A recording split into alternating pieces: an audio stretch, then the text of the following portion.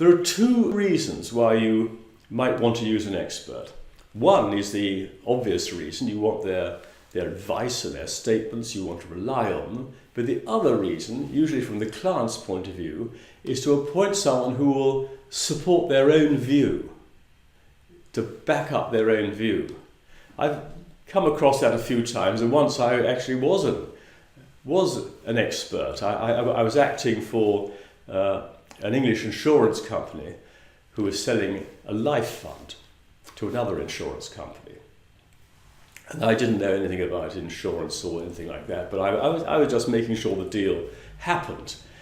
But there was a problem, because the buyers said there was a £10 million hole in the life fund.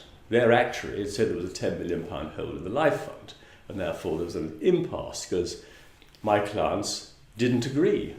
And their actuary said this, and their actuary said that, and so on, and it wasn't getting anywhere. And I was at one of the meetings where these complicated mathematical things were discussed. The following day, my client telephoned me and said, look, we're going to have a special meeting just on this subject with the actuary on the other side, and we'd like you to negotiate on our behalf to illustrate that they're wrong.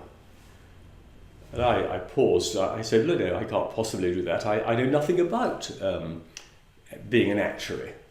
I'm the wrong person to ask to do that. And my client said, no. If you don't mind me saying so, he said, the reason why I'd like you to do it is because you know absolutely nothing.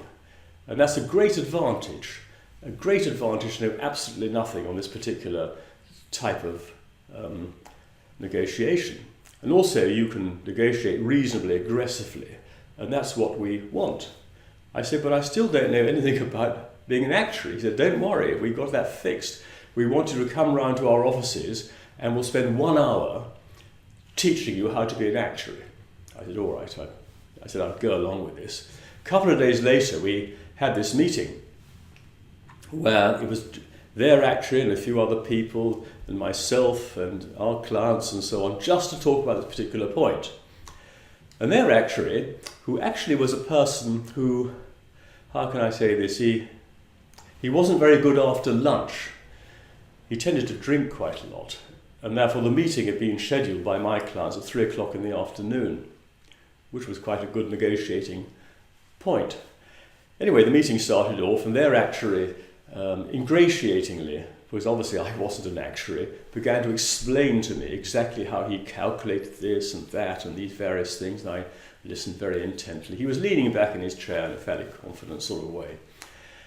And I listened very carefully, but I did pick up one thing, which I thought was odd. I picked up he was valuing the assets at one discount rate, one interest rate, and he was valuing the liabilities at another discount rate. I don't know why he was doing that. But when he'd finished, I said, well, that's very interesting, but I think it's very peculiar. You should be valuing the assets at one rate and the liabilities with another rate. And I think that's not a very sensible thing to do. Then he sort of fell into the trap. He leant back in his chair and he said, Mr. Baden-Powell, he said, I've been an actuary for 35 years, and I can tell you, I don't need to go into any more detail, I can tell you this is how we value life funds. And I leant forward and I said, Mr. So-and-so, I've been a stockbroker for 25 years, and I think that's a remarkably stupid way of valuing. If I valued my clients' funds and my clients' investments on that basis, I deserve to get the sack. It's ridiculous way to value a life fund. I had no idea what I was talking about, but that doesn't matter. You're negotiating. He went apoplectic. He was absolutely furious, because people don't normally call other professionals stupid in front of other professionals. He was very, very annoyed. I wouldn't say he began to rant, but he really lost the plot. And his own clients were rather embarrassed, and they drew the meeting quickly to an end. And the following morning, my client rang me and said, negotiations entirely successful. The other side were so annoyed with their actuary for behaving so badly that they've taken him off the case, and they say they're not going to consider the £10 million hole any longer. It's obviously a matter of opinion, and they're going to let it go. Now, both insurance companies were quite large, so in fact very large, so it didn't really matter.